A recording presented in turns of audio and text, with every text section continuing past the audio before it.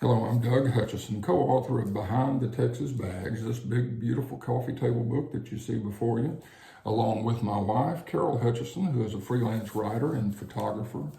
And today I want to get in just right straight into the stories. This one is about Officer Chris Carter with the Dallas Area Rapid Transit Police.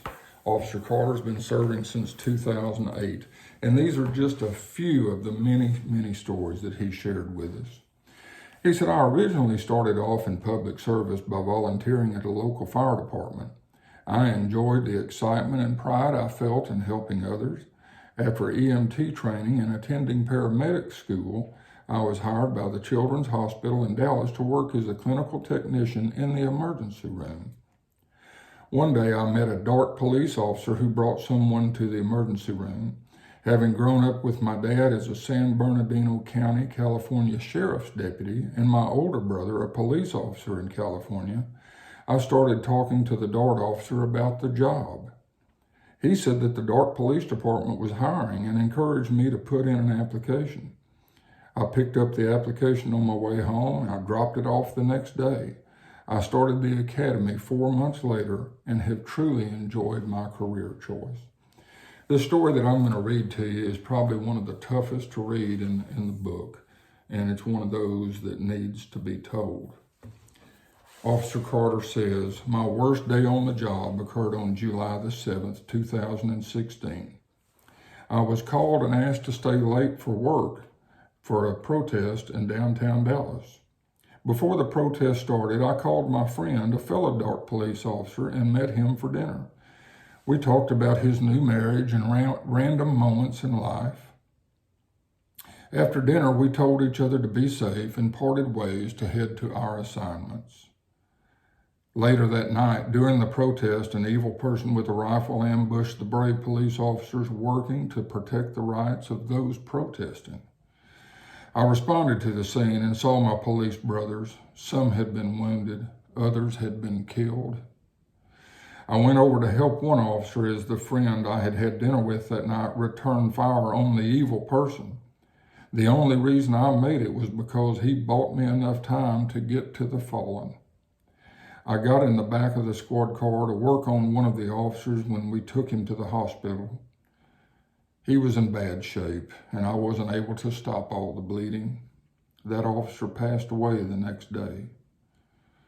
I was not injured that night during the shooting. It came to my attention later that my friend, who I'd had dinner with that night, sacrificed his life to save so many other officers' lives. There is no doubt at all that if he hadn't been returning fire to allow us to attend to the fallen, I would not be alive today.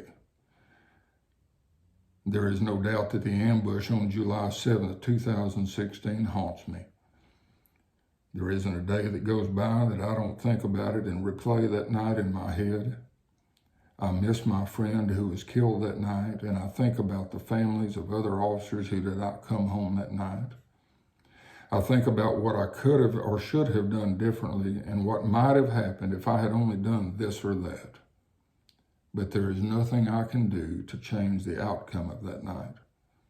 I can only be grateful for the privilege to have called that officer a true friend, who was a true hero, whose selfless act of laying down his life saved me and countless others.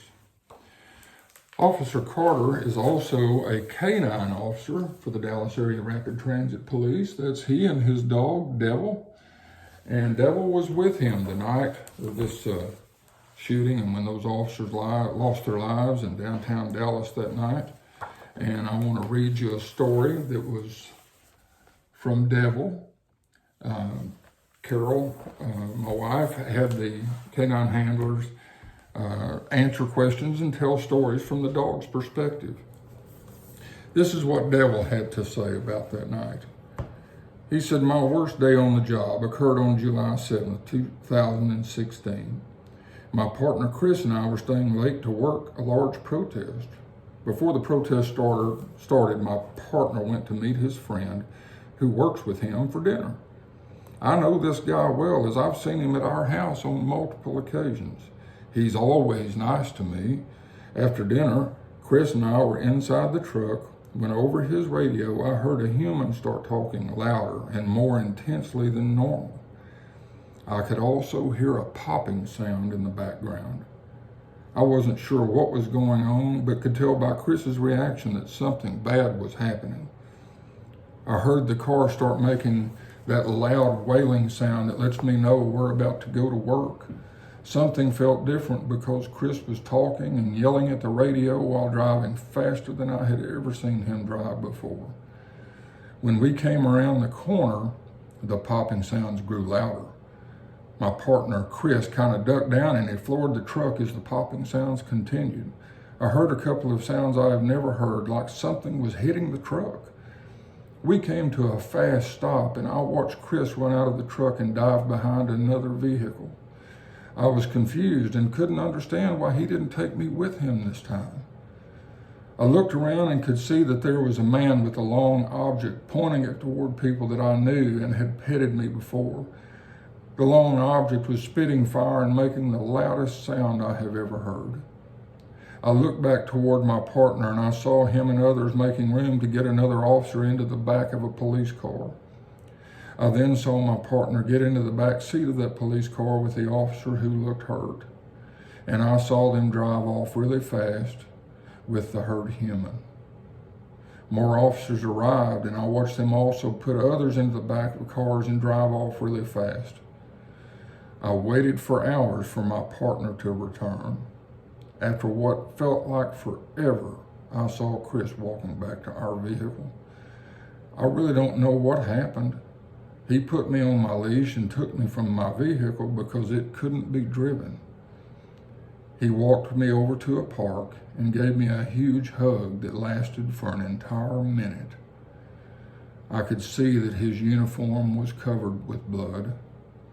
I knew by the smell that it wasn't his, yet there was no doubt he was hurting.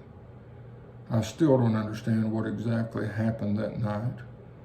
Since then, I have never seen my partner's friend who we ate with, but my partner tells me that he saved our lives that night. My partner helps me get through the tough days. He takes me to a field and plays fetch with me. When I'm off duty, I look forward to running around the backyard at home and playing with my girlfriend, Rogue. She's a chocolate lab. I love getting up every morning and going to work where I play with my best friend and partner, Officer Chris Carter. I love it when I found something while searching. Chris is excited and I get to play with my favorite toy. That's a tough story to hear, tough to read, but I'm proud to say that Officer Carter and his canine partner, Devil, are both doing fine. And Officer Carter has actually promoted to sergeant since this story was written, and he's doing quite well, and we hear from him on occasion, and we're proud to call him friend. And folks, Officer Carter is in every word, and I know he probably wouldn't want me to say this, but he is a true hero, and a hero is a word that gets thrown around so recklessly today, but he is a hero, and his partner that gave his life is a hero in every sense of the word.